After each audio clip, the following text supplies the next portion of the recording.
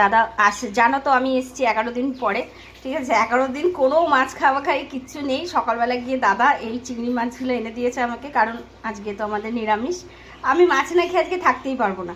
তো দাদা এনে দিয়েছে এটা চিংড়ি মাছ। আমি ছাড়িয়ে সিদ্ধারাটা বের করে নিয়েছি। এইটা দেখো, এটা হচ্ছে নারকেল, পোস্ত আর সরষা বাটা, এর মধ্যে আমি দিয়ে দেবো।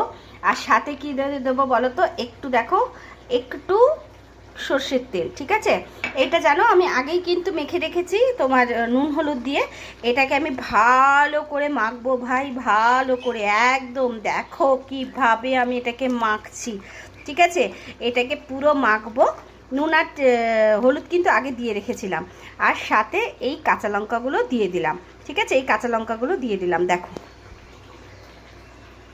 এই যে কড়াইটা গরম করলাম, গরম করে এই দেখো এটা এবার দিয়ে দেবো, ঠিক আছে। এটা এবার দিয়ে দেবো, দিয়ে এবার কি করবো বলো তো, একটু এই যে বাটি ধোয়া জলটা আছে, বাটি ধোয়া জলটা একটু দেখো। এটা হচ্ছে চিংড়ি পোস্ত, ঠিক আছে, সর্ষে নারকেল দিয়ে যেটা করেছি, এটা রেডি। এবার তোমরা গরম গরম ভাতে খেয়ে নাও।